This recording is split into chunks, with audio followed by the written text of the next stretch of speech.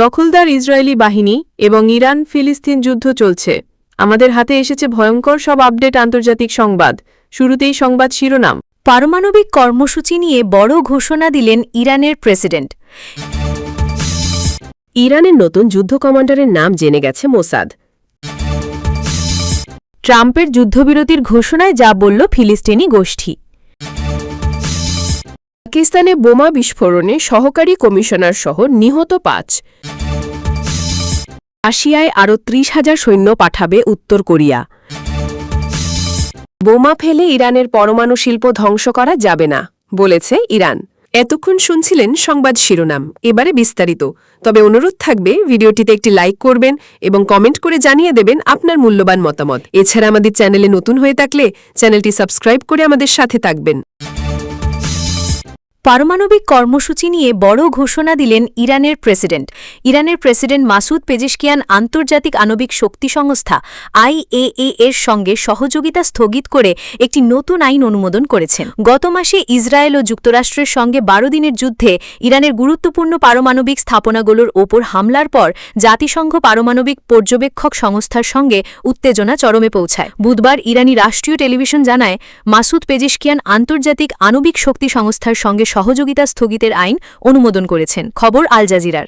কয়েকদিন আগেই ইরানের পার্লামেন্ট একটি প্রস্তাব পাশ করে যাতে IAEA এর সঙ্গে সহযোগিতা স্থগিতের আহ্বান জানানো হয়। প্রস্তাব অনুযায়ী এখন থেকে IAEA পরিদর্শকদের ইরানের পারমাণবিক স্থাপনায় প্রবেশের জন্য দেশের জাতীয় নিরাপত্তা পরিষদের অনুমোদন প্রয়োজন হবে।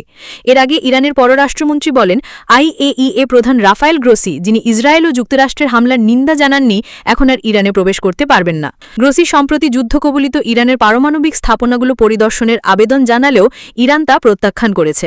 ইরানের পররাষ্ট্রমন্ত্রী আব্বাস আরাকচি বলেন, এই পরিদর্শনের চেষ্টা অর্থহীন এবং কূটকৌশল। এদিকে কাইহান নামের একটি পত্রিকা দাবি করেছে গ্রোসি একজন ইসরায়েলি গুপ্তচর এবং তার মৃত্যুদণ্ড হওয়া উচিত। যদিও ইরান সরকার বলেছে IAEA প্রধান বা সংস্থার কর্মীদের প্রতি কোনো হুমকি দেওয়া হয়নি। ইসরায়েল ও কিছু পশ্চিমা দেশ দীর্ঘদিন ধরে অভিযোগ করে আসছে যে ইরান পারমাণবিক অস্ত্র বানাতে চায়, যা তেহরান বারবার অস্বীকার করে আসছে।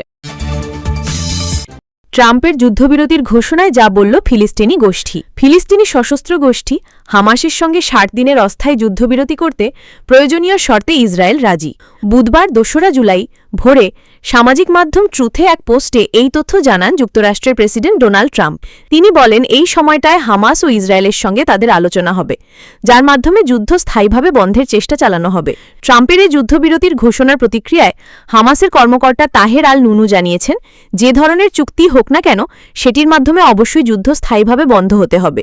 তিনি বলেছেন, যুদ্ধবিরতির চুক্তিতে পৌঁছতে হামাস সিরিয়াস। এই যুদ্ধ শেষ হবে এমন যে কোনো উদ্যোগে রাজি হতে প্রস্তুত হামাস। গত ৩-৪ মাস ধরেই হামাস ও ইসরায়েলের মধ্যে ৬০ দিনের যুদ্ধবিরতি নিয়ে আলোচনা হচ্ছে। তবে দখলদার ইসরায়েল চায় অস্থায়ী চুক্তি শেষ হবার পর তারা আবারও গাজায় হামলা শুরু করবে। অপরদিকে হামাস জানিয়েছে, অস্থায়ী যুদ্ধবিরতির মাধ্যমেই যুদ্ধ স্থায়ীভাবে বন্ধ হতে হবে। এ নিয়ে দুই পক্ষের মধ্যে দ্বন্দ্ব রয়ে গেছে, যে কারণে এতদিন চেষ্টার পরও অস্থায়ী যুদ্ধবিরতির চুক্তি করা সম্ভব হয়নি। আজ বুধবার কাতার ও মিশরীয় কর্মকর্তাদের সঙ্গে মিশরের রাজধানী কায়রোতে বৈঠক করবে হামাস। ডোনাল্ড ট্রাম্প যুদ্ধবিরতির যে প্রস্তাব দিয়েছেন সেটি নিয়ে তাদের মধ্যে আলোচনা হবে। সূত্র টাইমস অফ ইসরায়েল। ইরানের নতুন যুদ্ধ কমান্ডারের নাম জেনে গেছে মোসাদ। ইরানের নতুন যুদ্ধ কমান্ডারের নাম জানার দাবি করেছে মোসাদ। এ নিয়ে তারা ইরানি জনগণকে উপহাস করে এক্সে পোস্টও দিয়েছে। খবর দ্য জেরুজালেম পোস্টের।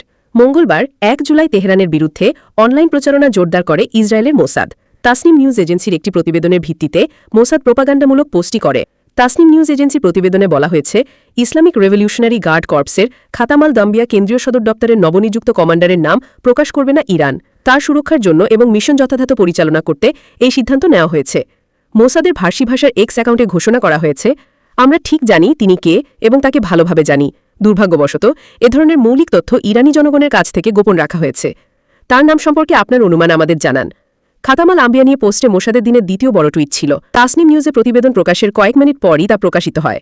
গত মাসে ইসরায়েলি হামলায় নতুন যুদ্ধ কমান্ডারের ২ পূর্বসূরি নিহতের পর ইরান সরকার কঠোর সিদ্ধান্ত নেয়। সেই অনুযায়ী সুরক্ষার জন্য নতুন কমান্ডারের পরিচয় গোপন রাখছে। এর আগে একই মোসাদের অ্যাকাউন্ট দাবি করে সর্বোচ্চ নেতা আয়াতুল্লাহ আলী খামেনি আত্মসমর্পণ করেছেন। যুক্তরাষ্ট্র ও ইসরায়েল উভয়ের সাথে আলোচনার অনুমোদন দিয়েছেন তিনি। এই পদক্ষেপকে ইসলামিক প্রজাতন্ত্রের সমাপ্তির সূচনা বলে অভিহিত করে মোসাদ বলেছে, পতনের ক্ষণ গণনা শুরু হয়ে গেছে। পাকিস্তানে বোমা বিস্ফোরণে সহকারী কমিশনার সহ নিহত ৫। পাকিস্তানি সরকারি একটি গাড়ি লক্ষ্য করে হামলায় একজন সহকারী কমিশনার সহ কমপক্ষে ৫ জন নিহত এবং ১১ জন আহত হয়েছেন। বুধবার ২ জুলাই খাইবার পাখতুনখোয়ার বাজাউর জেলায় এ ঘটনা ঘটে বলে জানিয়েছে পাকিস্তানি সংবাদ মাধ্যম দ্য ডন। বাজাউর জেলা পুলিশ কর্মকর্তা ডিপিও ওয়াকাস রফিক সংবাদ মাধ্যম ডনকে বলেন, খার তহসিলের সিদ্দিকাবাদ রেলওয়ে এলাকার নওয়াগাই রোডে ওই গাড়ি লক্ষ্য করে বিস্ফোরণে হতাহতের ঘটনা ঘটে। তিনি বলেন, বিস্ফোরণটি এতটাই তীব্র ছিল যে লক্ষ্যবস্তু করা গাড়িটি সম্পূর্ণরূপে ধ্বংস হয়ে যায়। এই বিস্ফোরণে আহত ১১ জনকে চিকিৎসার জন্য তাৎক্ষণিকভাবে খার জেলা সদর দপ্তর ডিএইচকিউ হাসপাতালে পাঠানো হয়েছে। ওই এলাকায় নিরাপত্তা বাড়ানো হয়েছে এবং উদ্ধার কার্যক্রম চলছে বলে জানিয়েছেন ডিপিও। নিহতদের মধ্যে নওয়াগাই সহকারী কমিশনার ফয়সাল ইসমাইল, তহসিলদার আব্দুল ওয়াকিল, সুবেদার নূর হাকিম এবং পুলিশ কনস্টেবল রশিদ রয়েছেন বলে জানিয়েছে দ্য ডন। এখন পর্যন্ত কেউ এ হামলার দায় স্বীকার করেনি। সূত্র দ্য ডন। বোমা ফেলে ইরানের পরমাণু শিল্প ধ্বংস করা যাবে না, বলেছে ইরান। বোমা বর্ষণ করে ইরানের পারমাণবিক শিল্প ধ্বংস করা অসম্ভব। আবারও সেটি মনে করিয়ে দিয়েছেন দেশটির পারমাণবিক শক্তি সংস্থার প্রধান। বুধবার ২ জুলাই মন্ত্রিসভার সাপ্তাহিক অধিবেশনের পর সাংবাদিকদের সঙ্গে আলাপকালে মোহাম্মদ ইসলামী ইরানের পারমাণবিক স্থাপনাগুলোতে ইসরায়েলি ও মার্কিন সামরিক হামলাকে জাতিসংঘের সনদের প্রতি আঘাত বলে এর নিন্দা জানান। তিনি বলেন, ইরানের পারমাণবিক স্থাপনাগুলোতে সামরিক হামলা ইঙ্গিত দেয় যে বিশ্বে জঙ্গলের আইন প্রচলিত এবং শক্তি ছাড়া কেউ টিকে থাকতে পারে না। ইরানি জাতি এটি খুব ভালোভাবে উপলব্ধি করেছে। এইওআই প্রধান জোর দিয়ে বলেন, ইরানের পারমাণবিক শিল্প এমন কিছু নয় যা বোমা দিয়ে নির্মূল করা যাবে, কারণ এটি একটি দেশীয় শিল্প এবং দেশেই প্রযুক্তি স্থাপন করা হয়েছে। ইরানের পারমাণবিক শিল্পের অগ্রগতি অব্যাহত থাকবে বলেও জানান তিনি। সূত্র তাসনিম নিউজ এজেন্সি। রাশিয়ায় আরও ৩০,০০০ সৈন্য পাঠাবে উত্তর কোরিয়া। ইউক্রেনের সঙ্গে সম্মুখ সারিতে রাশিয়ার হয়ে যুদ্ধরত সৈন্যের সংখ্যা ৩ গুণ বাড়াতে প্রস্তুত উত্তর কোরিয়া। মস্কোকে সহায়তা করার জন্য অতিরিক্ত ২৫,০০০ থেকে ৩০,০০০ সৈন্য পাঠাবে এশিয়ার দেশটি। ইউক্রেনীয় কর্মকর্তাদের এক গোয়েন্দা মূল্যায়নের বরাতে সিএনএনএ খবর জানিয়েছে। সিএনএনের দেখা মূল্যায়ন অনুযায়ী আগামী মাসগুলোতেই সেনারা রাশিয়ায় পৌঁছাতে পারে। তারা নভেম্বরে পাঠানো ১১,০০০ সৈন্যের সঙ্গে যোগ দেবেন, যারা রাশিয়ার কুর্স্ক অঞ্চলে ইউক্রেনের অনুপ্রবেশ প্রতিহত করতে সাহায্য করেছিল। পশ্চিমা কর্মকর্তাদের মতে প্রথম ধাপে মোতায়েনের সময় উত্তর কোরিয়ার প্রায় ৪,০০০ সৈন্য নিহত বা আহত হয়েছে। মস্কোর সঙ্গে পিয়ংইয়াংয়ের সহযোগিতা তখন থেকেই প্রস্ফুটিত হয়েছে।